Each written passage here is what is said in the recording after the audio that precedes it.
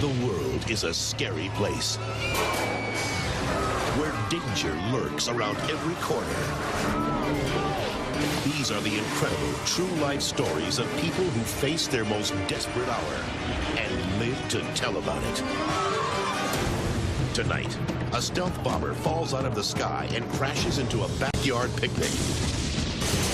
Plus, 2 young girls have fallen through the ice.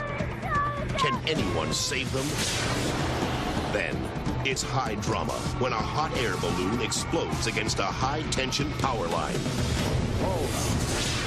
And a police officer is caught in a hail of gunfire, but it's gonna take more than a bullet to stop this tough cop. Then, later, a team of skydivers is trapped in a raging inferno when their plane explodes on takeoff. These are images so startling, so awesome, so unbelievable, you may think that you're watching a movie, but you're not. Everything you are about to see is real. Real people, real danger, real excitement. Get ready to experience the thrill of a lifetime. You are about to witness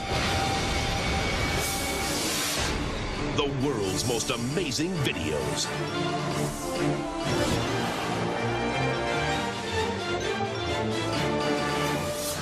There's nothing more American than a family picnic. The sun, the barbecue, Grandpa blowing bubbles for the kids. What could possibly go wrong? You get the hang of it. Look at that. There we go. Baltimore, Maryland. It's a beautiful afternoon by the Chesapeake Bay. The McDonald family thinks all they have to worry about is a little rain falling from the sky. Not a multi-million-dollar stealth fighter jet crashing into a fireball that engulfs their neighbor's home. Get back, Grandpa. Get back. Just get back, get back, get back. It all starts at the Chesapeake Air Show with a stealth fighter flyby. 12,000 people are packed into Martin Air Base, while thousands more watch from backyard picnics and parties across the bay. Then, the unimaginable happens. Get your cameras out, take your shot. The military's most fearsome fighter jet breaks apart in midair. Nearby, Gloria and Diane Stump's family picnic is almost their last. And I said, gee, Diane, look at that plane. It's coming down awful fast, and it's awful close to the ground. You're looking up, and you're seeing a black, flat piece of machinery falling from the sky. She jumped up, and she said, I think it's going to crash. The pilot, Major Brian Knight, faces a life-and-death decision. Should he bail out and save himself? Or should he stay aboard the jet and aim it toward the bay, away from the thousands of defenseless spectators below? Stay where you are, folks. This is okay. Stay where you are. Incredibly, the pilot maintains control of the jet, avoids the crowd, and still manages to eject in time. Eject, Cal, eject. But the aircraft falls short of the bay and crashes into the neighborhood.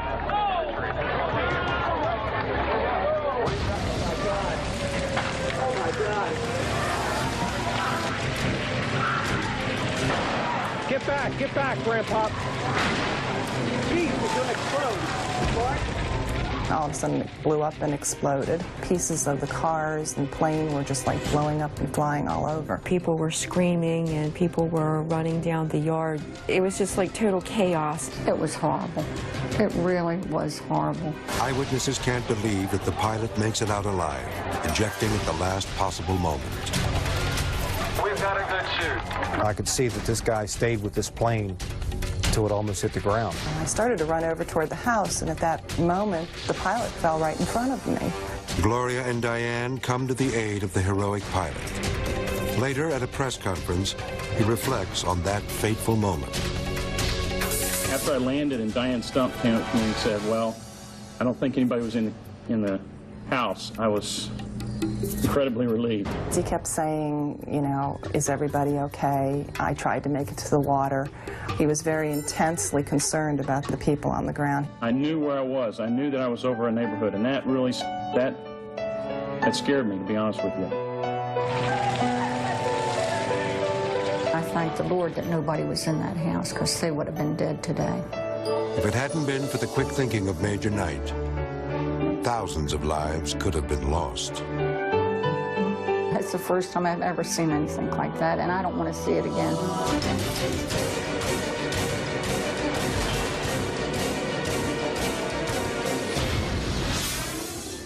The Italian Alps.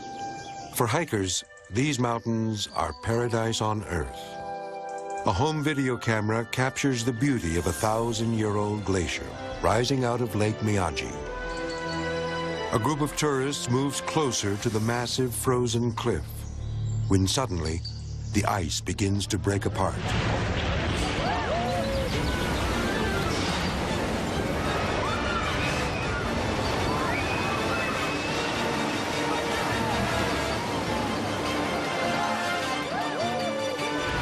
As the glacier starts to collapse, the tourists are too stunned to move. They seem paralyzed, until a colossal wave sweeps them off their feet. The icy water pounds the panicked sightseers with tremendous force, slamming their bodies into the jagged rocks below. Bruised and battered, they struggle to survive. These sightseers have experienced a dramatic display of nature's awesome power. It is a sight they'll never forget. Escape artists risk their lives every time they perform a stunt. Even the great Houdini couldn't cheat death forever. But now, a daring new breed of escape artist is attempting stunts so dangerous that few could survive them. I just want to prove that I'm the #1 escape artist in the world, bar none. On the 66th anniversary of Houdini's death, escape artist Bill Shirk prepares to be buried alive under 7 tons of wet mud and concrete, while handcuffed and chained in a plexiglass coffin. I had an eerie feeling within my heart that this was one maybe I wasn't going to be bringing Bill out alive in. But as the concrete is being poured over the coffin, something goes wrong. I just didn't like anything about this stunt from the time we started. The plastic coffin collapses, pinning Bill under tons of mud and concrete. 2 years earlier, on the anniversary of Houdini's death, escape artist Joe Burris attempted the same stunt, but it ended tragically when his coffin also collapsed, suffocating him in front of a large crowd of onlookers. Now, Bill Shirk is trapped, gasping for air, as each precious moment draws his life closer to an end. The weight of the wet earth and concrete is too much for the plexiglass coffin to bear. And then all of a sudden it started creaking and creaking and cracking and cracking, and then boom. The coffin shatters, and Bill is stuck beneath it. He tries to escape. I really felt that things were going wrong with our radio communications between Bill and I. It actually broke. Suffocating under the crushing weight, there is no way out. I could not break through. As precious seconds tick away, a backhoe is brought in to dig Bill out of his cement grave. Personally, I thought I was going to have to be digging up a corpse. Fearing the worst, Bill's stunt coordinator jumps into the pit, digging frantically, searching for any sign of life. Bill's hand emerges, but seems lifeless. It is feared that he is dying. Crew members pull Bill from his concrete tomb and struggle to revive him. Well, I was actually underground with a collapse for over 22 minutes, where basically everybody in the world thought I was dead. Miraculously, Bill survives his agonizing ordeal. Just the sheer weight of 6 tons of dirt and concrete coming crashing down on the inside of that coffin that he had is just amazing that he's even lived through that. And if Houdini was up on top, looking down, he would have said that's the greatest escape stunt ever done in the history of escape. Spared my life on this one, and it'll be a while before I'll do one of these, I'll tell you that. Because next time, Bill Shirk may not be so lucky.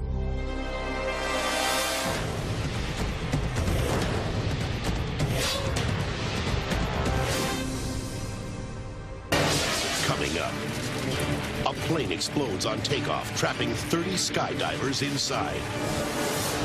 Plus, bullets fly when a brave cop stages a daring daylight raid. I knew I'd been shot, but I knew I also had to take care of the situation. And 2 angry clerks fight back against crime and win. Then, a group of terrified campers are trapped by a wall of fire Could this be their final moments caught on tape? Say your prayers, buddy. Find out when the world's most amazing videos returns. Butte, Montana. A suicidal man has packed his car with explosives. Distraught over a failed marriage, he is threatening to blow up downtown and everyone in it. When Officer Bob Lee and Sheriff Bob Utorovich arrive on the scene, they make a startling discovery. They know this man. He's local resident Terry Roslin. I had known Terry from the time he was 15 years old. We were trying to get him to give up the idea of taking his life. The two men are faced with an agonizing decision. If they call in the bomb squad, Terry might panic. So they choose to ignore their own safety and handle the situation themselves. I think we all felt 100% sure that nothing was going to happen. But the officers are shocked by what they see inside the car. His thumb was twitching on what we call a toggle switch, which he had wired to anywhere from 20 to 25 gallons of gasoline in the back seat. Without protective equipment, the officers are at great risk. But just when they're hoping that a friendly conversation can end this nightmare,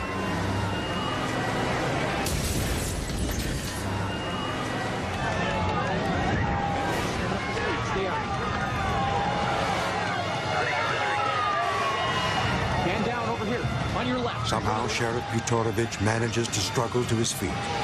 I was totally engulfed in flames. When I felt the impact in the chest, it was just a horrendous impact. I thought it was gone. But even more incredibly, the driver, Terry Roslin, has not only survived the blast, he is now stumbling down the street on fire. There he is, get him, Matt! I was literally horrified and turned away from the scene. As we watch again, we see that Roslin has survived the fiery explosion. There he is, get him, Matt! Police officers apprehend the deranged bomber. And then,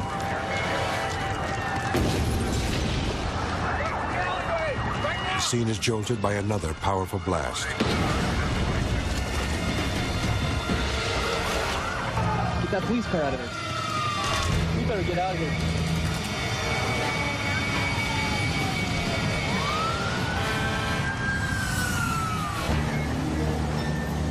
The force of the explosion actually lifted me off the ground and pushed me south of where Terry's vehicle was. And I felt this excruciating pain in my arm. I thought, this is it. Incredibly, all three men survived the terrifying explosions. Bob Lee accepts his survival as a matter of fate. I think I've been a firm believer that when it's your time, it's your time. And it wasn't my time.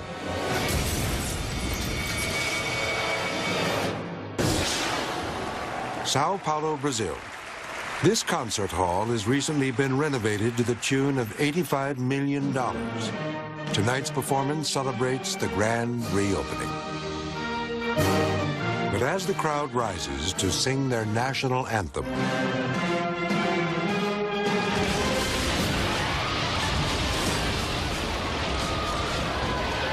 the 200-member choir goes crashing down.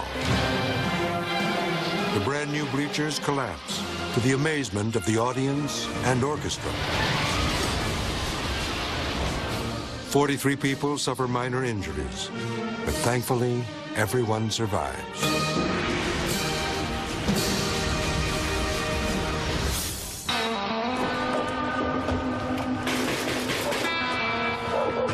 Whenever a police officer straps on his weapon, he never knows what to expect. Sometimes he can find himself staring down the barrel of a loaded gun. Call an ambulance, somebody. Come on.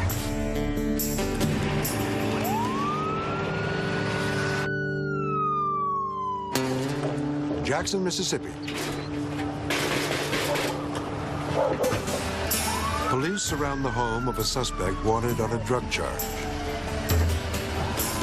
Special Agent Dan Norton leads the early morning raid, which he expects to be routine. Suddenly, the arrest takes a violent turn. Shots ring out from the back of the house, where a female officer is guarding the door. As Dan rounds the corner, his partner, Jim Marlette, returns fire, hitting the suspect. You hurt? That son of a bitch shot at him. I think I got him. Watch him, Daddy. The female officer is dodging bullets behind a woodpile. Then, the wounded suspect shoots Dan at point-blank range. Wait! Damn! You hurt?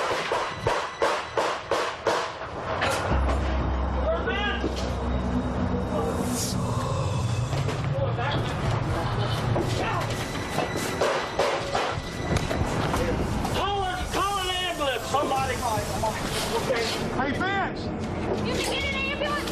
Vance, get the radio, call an ambulance!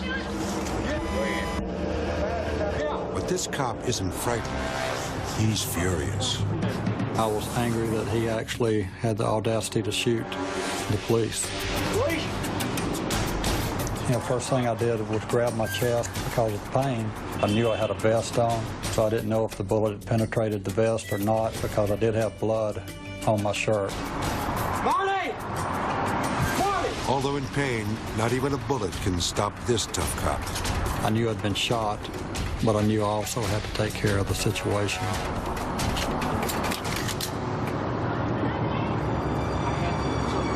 Hey, Vance! Do you hear me?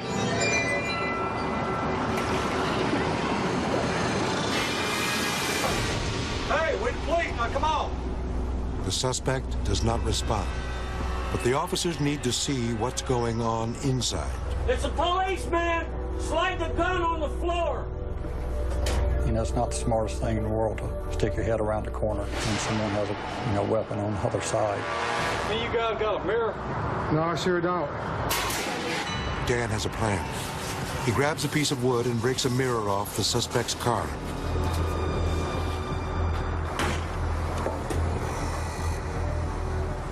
He runs back to the house, mirror in hand. You just well to give it up, man. He angles it inside, but he still can't see the suspect. Dan must quickly come up with another idea. When something goes bad like this, you have to take care of business or more people are going to get hurt. Dan races to his car and pulls out canisters of tear gas and a shotgun. He heads back to the front porch, ready to flush the suspect out of his house. It's a policeman. Slide the gun on the floor.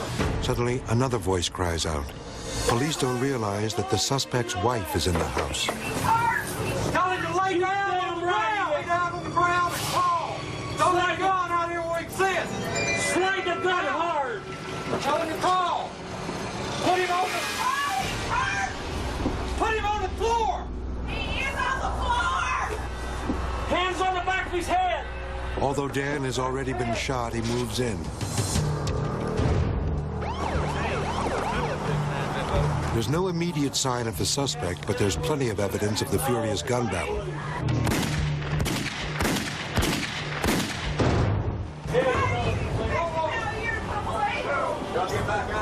Then they find the wanted man, unconscious and clinging to life.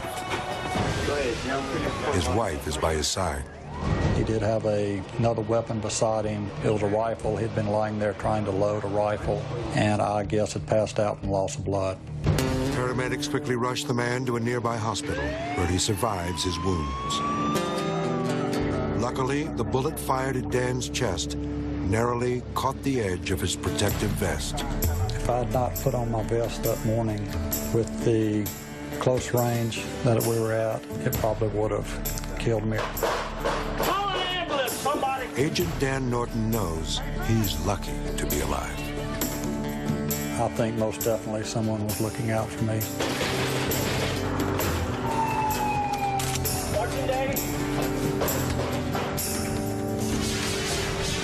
Next up, it's terror in the sky as a hot air balloon collides with a high-tension power line. Plus, a bank robber holds a teller hostage until a fearless cop springs into action. We're gonna have to go out and get her. And these unlikely heroes tread on thin ice to pull off a daring rescue. When the world's most amazing videos returns.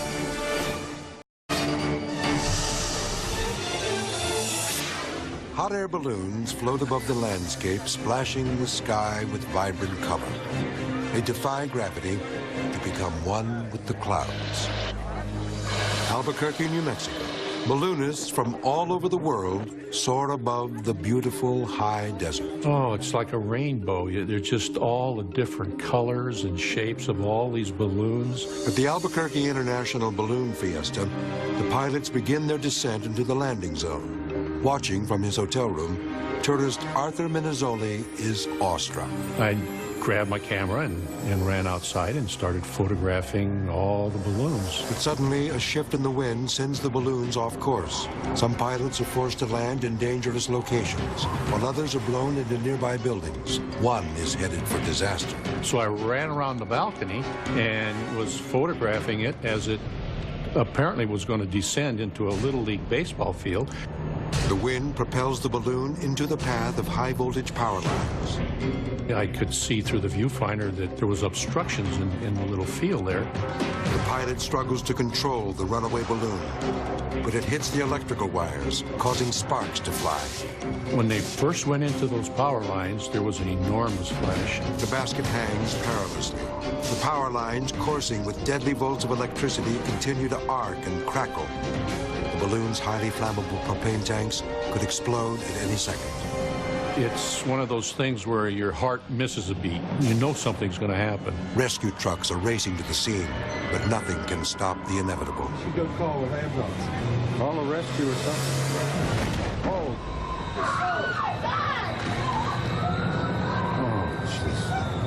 The fuel tanks explode, severing the basket from the balloon and sending the frightened passengers plummeting to the ground. It was terrifying, and there's nothing you can do. Arthur is convinced that he's just watched two men fall to their deaths.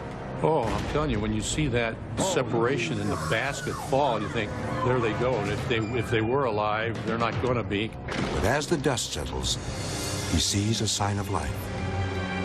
But when the basket hit the ground, one of the fellows must have kind of rolled out. The pilot and his passenger, Stuart Spicer, have survived. Although suffering from a concussion and broken bones, Stuart crawls through the dirt. It knocked every ounce of wind out of me. I was crawling around on the ground, I remember, just gasping for air. The rescue units finally arrive, and Stuart feels lucky to be alive. I do think myself very, very fortunate to have walked away from this accident. Sometimes I still well up in tears thinking about it, because it's very, very dramatic and terrifying to see something like that.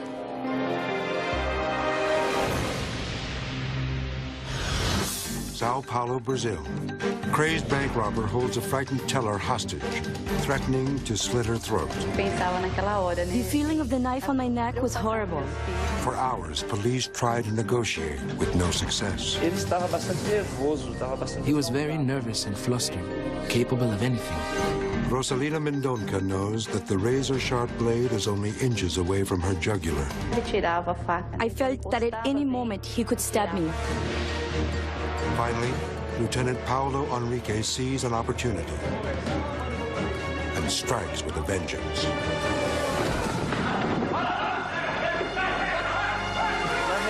It really startled him. He didn't expect that anyone could have reached him. Rosalina escapes as officers apprehend the robber. I just ran. My only thought was, I'm free and I'm fine. As for Lieutenant Enrique, he's a modest cop who feels he was just doing his job. I feel very gratified, very happy as a policeman to have had the opportunity to help a person in need.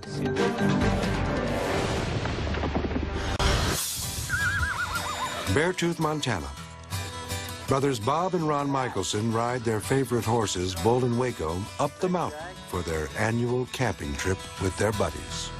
We just happened to be up here for a week and a half to 2 weeks vacation. And we were sitting around the bus playing cards and cooking some hamburgers on the grill. Their solitude is broken when a man shows up at camp shouting that a raging forest fire is coming their way. But it's already too late for them to escape. 7 miles of sky-high flames are blocking the only road out. Holy shoot. And that's the only way out right there. Our hearts are just pounding.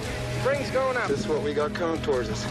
Not a thing we can do. A careless fire at a nearby camp has turned the forest into hell on earth. With nowhere to run and nothing to do but pray, Ron records what he fears might be the last few moments of his life. It's getting big. I have never seen such a thing in my entire life. It's unbelievable. I'd never seen anything like that before. Nothing but a wall of orange flame. From the top of one mountain down to the bottom, there was just one wall of flame. It's an awesome sight to stand there knowing that you can't go out, so you just sort of hope that Mother Nature's gonna spare you. But it nearly turned out to be a fatal mistake. There were 4 or 5 of us in a trailer, yet you had no idea who they were. All you knew, there were bodies in there, and they were screaming to get out because it was on fire. Burned out of their only shelter, the men are running out of oxygen. With the fire just inches away, they realize that even if they can't save themselves, they must try to save their horses. So they turn them loose. Let's go. You ready to go? Get your coat and let's get in the creek. Well, if we're going, I'm letting those horses go before I go anywhere. They'll be the first things out of here. We decided to let the horses go, not knowing if we'd ever see the horses again, and not knowing if we'd ever see ourselves again. Oh, God, no chance. Yeah. No, I'm afraid you're gonna have to let those horses go and just everybody for themselves. You gotta get in the water and get in the creek right now. But just when things look like they can't get any worse, Hey, those are live rounds going off, guys. the fire ignites a box of ammunition stored in a camper. Oh, boy. Oh, but you're all bullets. Sound like a submachine gun down there. There's bullets going off, propane bottles. You don't know where to stand. Every time you heard a bang, you were ducking. Despite the danger, Ron can't stop videotaping the flames, which are about to consume him and his brother. Put it away. Go put it away. Say your prayers, buddy.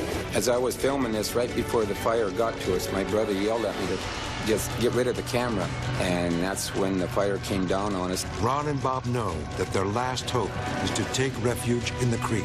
Grab a bunch of blankets if we have to. We'll wet them down and lay in the creek. Blankets, horse blankets, whatever you can get your hands on. Okay, here it comes. Okay, got to sign off now. We got to go.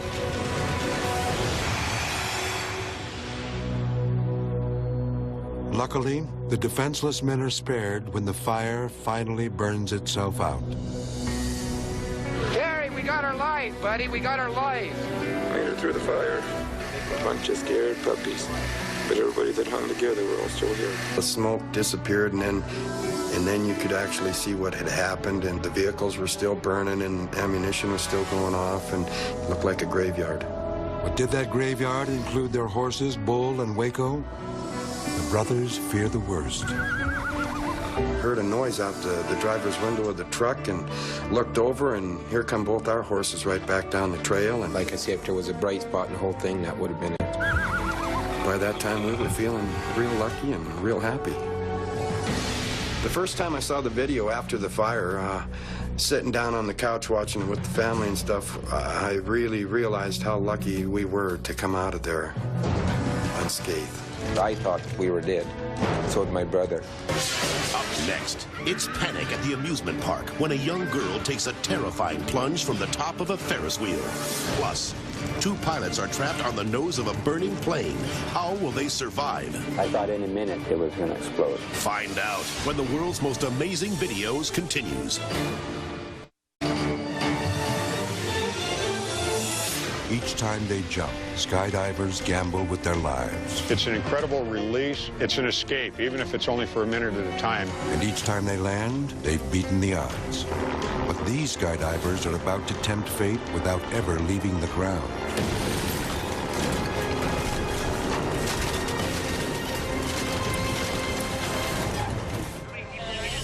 Lake Elsinore, California. 30 veteran skydivers are preparing for a spectacular jump. Hi, Mom. How's it going, eh? It's just before sunset, and the team is anxious to get up into the air. They hope to make history by breaking the record for the world's largest nighttime jump. We'd come very close at 1 or 2 times before, but just not quite made it. And this time we were all excited. It was going to happen this time. We were real sure. The excited skydivers are unaware of the terrifying disaster that awaits them. Weighed down with gear, they squeeze through the narrow entrance of the DC-3. Veteran pilot Skip Evans fires up the engines. I always chose to fly the night jumps. I kind of like doing the extra stuff. With the jumpers in place and the plane loaded with fuel, Skip taxis to the end of the runway. We taxied out, nothing unusual. Everybody's excited. Everybody's thinking about what they're doing. All systems are go. The engines rev up to full power. Skip releases the brake. Then, seconds later, there is a horrifying sound. All of a sudden, I remember a loud pop. It sounded just like a huge backfire. Watch again through the doorway as a violent explosion rocks the plane.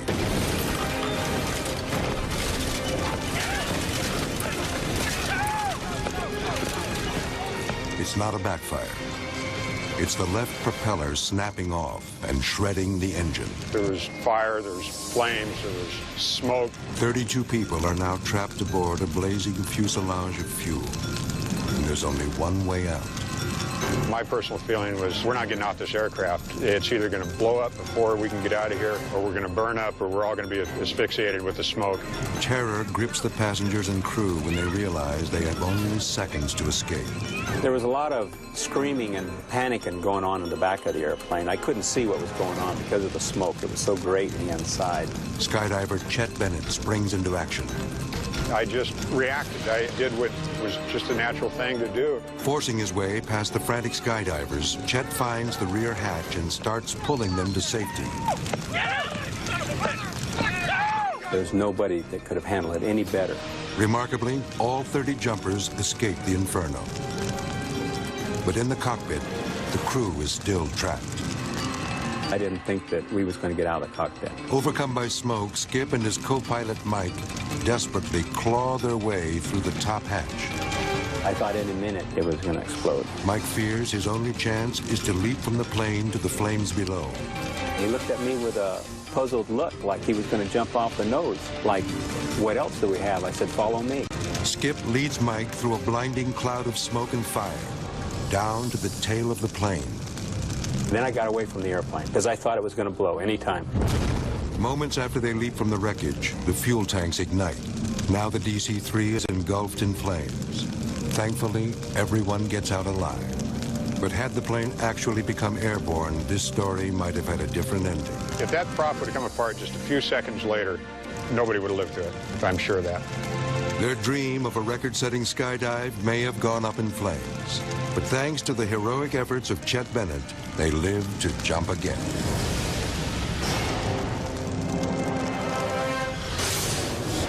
Two frightened girls have fallen into the icy river and the swift current is sweeping them downstream. The water is so cold they have only minutes to live. Alberta, Canada. Three friends are walking along the banks of the frozen Saskatchewan River when they see Fiona Clark and Aaron Daniels gasping for breath. We're gonna have to go out and get her. With no time to spare, Mike Rennick and his friends make a desperate dash to the water's edge. Just hang on, honey. I knew that they were in a lot of danger, and I knew that the longer that they stayed in the water, the worse off they were going to be. Hang on, we're coming. The swift current has swept Fiona 40 yards downstream. She screams for help, but Aaron is closer and Mike decides to go for her first. Ignoring his own safety and with the ice cracking around him, Mike grabs for Aaron's arm. Hang on to the ice. At that point, I was starting to get very, very tired. And I tried to then grab back onto the ice that was there, and my fingers just slipped right through it. And I honestly remember thinking that I wasn't going to make it out. Summoning all his strength, Mike pulls Erin out of the frigid water and pushes her away from the thin ice.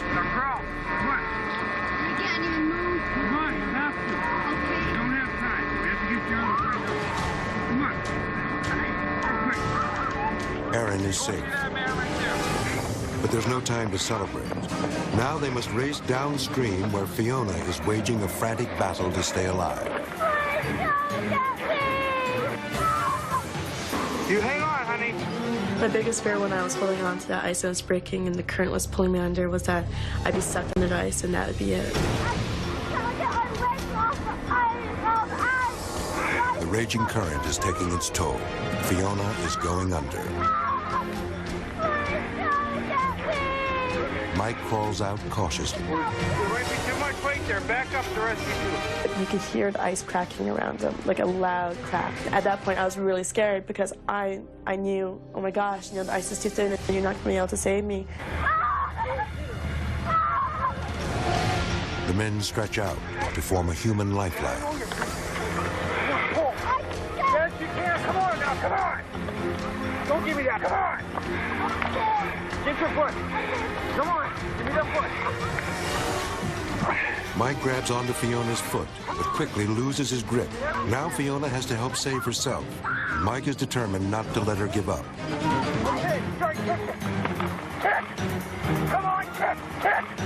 Get up. Although she can't feel her legs, Fiona manages to kick free. Like, I never gave up at all just because I wanted to see my mom and dad and I wanted to see my dog. And, I was determined not to die under that ice. That's it. Calm down. You're okay. You're okay. Good job, Mike. You did a damn good job. Mike Rennick doesn't consider himself a hero because when he was saving these kids, he was thinking of his own. If something like that ever happens to my kids and I'm not around, I surely hope that there is somebody that's willing to do what we did. Still to come, it's mayhem on the Midway as a young girl dangles from the top of a Ferris wheel. Plus, a robber makes these women mad as hell, and they're not gonna take it anymore. And this javelin thrower means business, and the official gets the point. When the world's most amazing videos continues.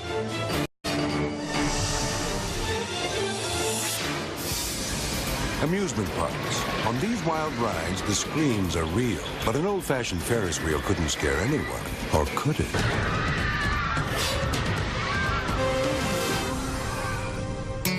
Myrtle Beach, South Carolina. Scarlett Blake and her little sister Adrian are aboard the Ferris wheel known as Big Eli. The girls are having the time of their lives, but then... I heard something pop. Scarlett has fallen off their seat. As she plummets toward the ground, her legs catch in the support wires. Her mother, Penny, stares up in horror.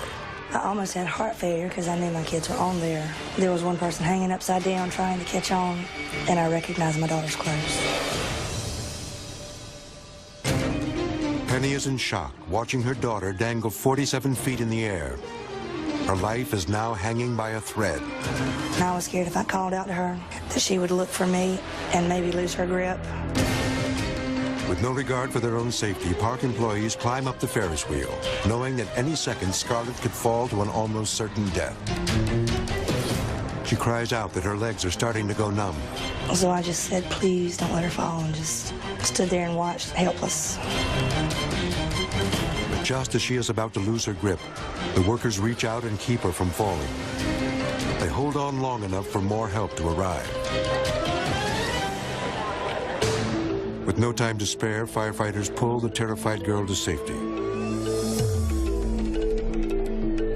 She is quickly rushed into a waiting ambulance, suffering from cuts, bruises, and a badly broken arm. But thanks to her rescuers, she is alive. Even today, Scarlett still can't believe what she lived through. You know how you have a dream and you like falling? And that's what it felt like, and you were just going to snap wide awake, and it was going to be over with, but it didn't. When you watch again, you realize just how lucky Scarlett is. If she had fallen just a few inches in either direction, the results would have been disastrous. I think it's a miracle. I'm here.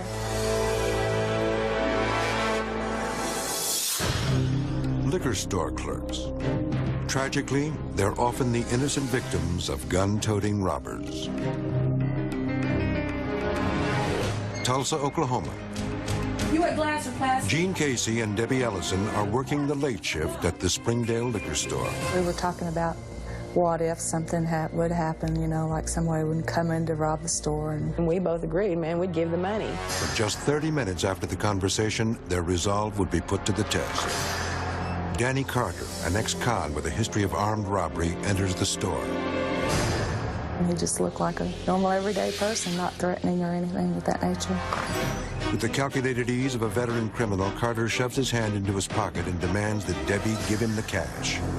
And she says, "What have you got there?" And he says, "I've got a gun." She knew then he was serious. But when Carter turns away to keep an eye on Jean, he accidentally reveals that he's not holding a gun at all. It's only a hair comb. Seeing that he doesn't have a weapon, Jean and Debbie decide to take matters into their own hands. I think we just kind of knew what each other were thinking, that we weren't going to go for this, just let him walk out with money. She saw it, and with her eyes, she's like going like this, and like, "Go for it, Jeannie." And I knew then I had to do it. And I knew I had to make this count. Jean sneaks up from behind and delivers a bottle slam to the robber's head. Stunned, Carter spins back around, only to be met with another blow to the skull. The bottle breaks across his forehead, leaving him dazed and wobbly. Disoriented, he pulls out his phony weapon, but he's no match for two angry women swinging 80-proof justice. Beaten, bloodied, and humiliated, Carter retreats with Jean and Debbie in hot pursuit. He flees in a waiting car. But thanks to this security video, the hard-headed felon is now behind bars.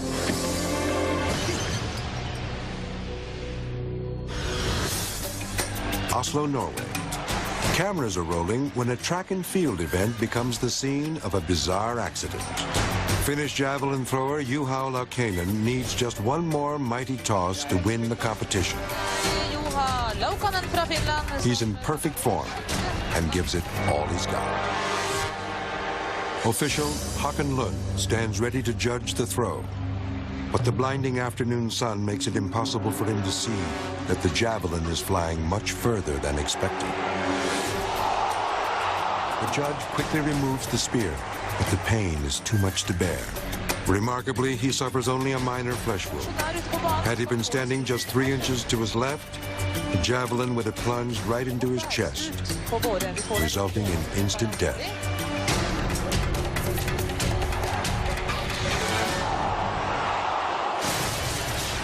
If you have one of the world's most amazing videos, then we want to hear from you. Just send it to World's Most Amazing Videos, Post Office Box 933026, Los Angeles, California 90093. If we use it, there's a cash reward waiting for you. So send your amazing videos today. The World's Most Amazing Videos will return. On the world's most amazing videos, a bungee cord suddenly snaps in midair. Will this man survive? And a runaway race car gives a frightened cameraman the close-up of a lifetime. Plus, a skier takes a life-and-death plunge down a treacherous mountain. And a violent earthquake crumbles a centuries-old cathedral, trapping helpless tourists inside. Next time on the world's most amazing videos.